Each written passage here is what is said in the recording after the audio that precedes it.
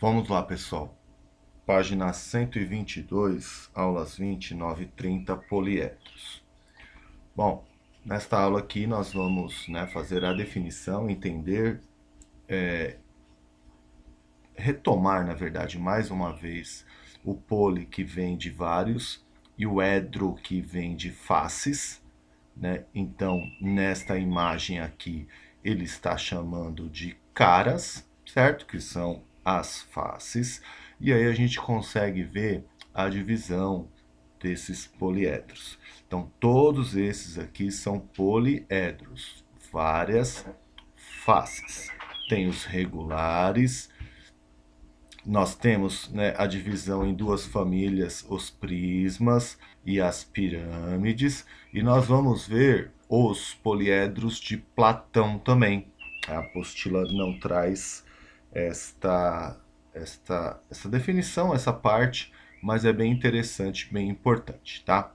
Bom, então o que são poliedros, né? Então, poliedros possuem, né, superfícies externas no formato de polígonos. Aí já tem outra definição, né? O poli de vários e o gono de ângulos, né? Então, as características que nós vamos estudar a partir da relação de Euler é a relação entre os vértices, arestas e faces, certo?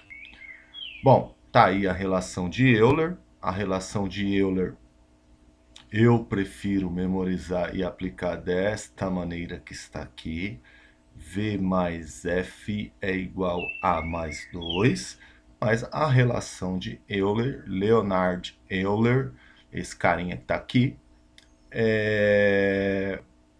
ele disse, né, que o número de faces mais o número de vértices menos o número de arestas sempre resultará em 2. E aqui tem alguns cálculos, algumas demonstrações para que vocês possam conferir esta relação como válida, a relação de Euler. A classificação de alguns poliedros a partir do seu nome, assim como os polígonos ganham o nome, né? A nomenclatura deles está associada ao número de lados. A dos poliedros está relacionado com o número de faces, certo? Então temos aqui alguns mais comuns. E aqui, sim, né, eu preparei dois vídeos para vocês. Um utilizando GeoGebra versão para computador.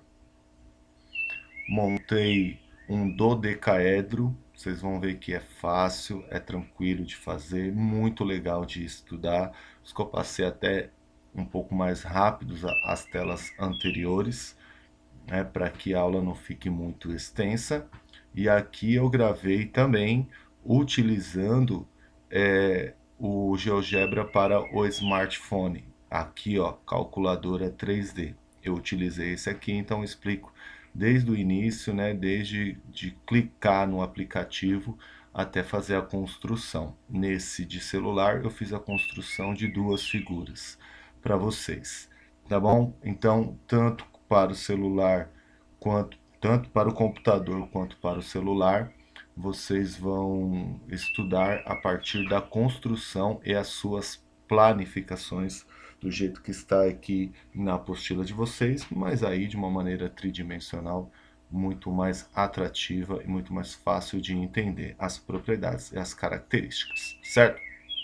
Bom, então agora nós vamos estudar um pouco dos poliedros de Platão, né? Então tá um bate-papo aqui, ó, do Euler com o Platão, né? Estão aí passando a bola um para o outro.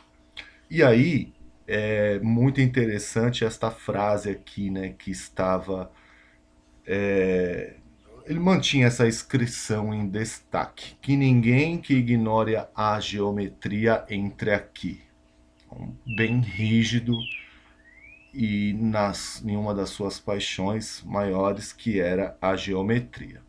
Bom, poliedros de Platão.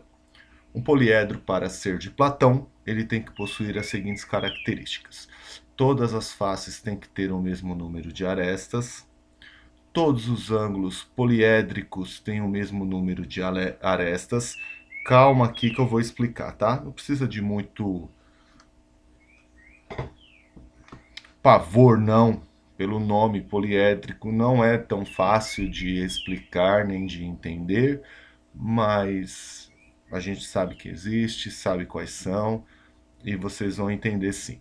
E a relação de Euler é válida, tem que ser válida, para que ele fique, né, categorizado dentro dos poliedros de Platão. E aí, né, como sempre, né, grego, politeísta, tem uma história, tem que ter uma história por trás disso. Ele estudou esses poliedros e eles têm características especiais, e nós vamos ver já nas próximas telas. E ele associou cada uma dessas características a um elemento. Então, o nosso tetraedro representa o fogo, inclusive até hoje, né? Os bombeiros, eles estudam o tetraedro do fogo, né? Que a partir de 3 elementos, o fogo é uma reação química, né? Então ele precisa do combustível, do comburente e da fonte de ignição. Então é o triângulo do fogo e a reação em cadeia que o fogo desencadeia é o tetraedro do fogo. E a partir desse tetraedro do fogo que a gente tem as medidas de combate, né, extinção de incêndio. Então, olha isso aí, né? Antes de Cristo, o Platão já tinha associado o tetraedro ao fogo, o elemento fogo. O cubo à terra, octaedro ao ar e o icosaedro à água e o dodecaedro ao cosmo, né? Esse aqui, inclusive, foi a construção que eu fiz no vídeo aí para vocês, o dodecaedro. Muito bonito, muito legal. Bom, rapidamente, tá? Rapidamente, não precisa de muita coisa não. Só para não passar em branco. O que são ângulos poliédricos?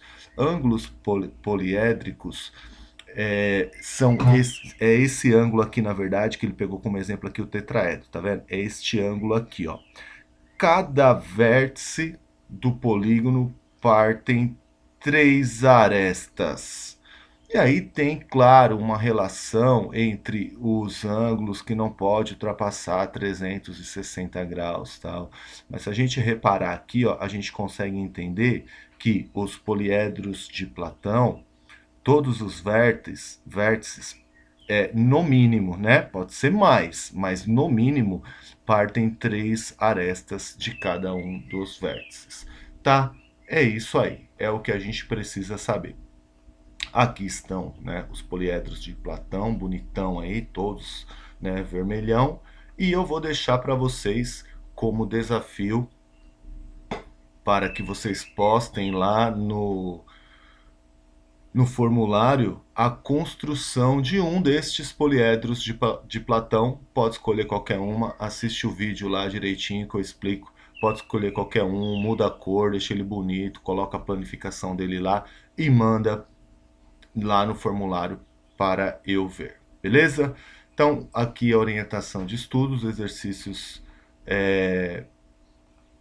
da apostila e a tarefa mínima na plataforma Plural. Beleza? É isso aí, valeu!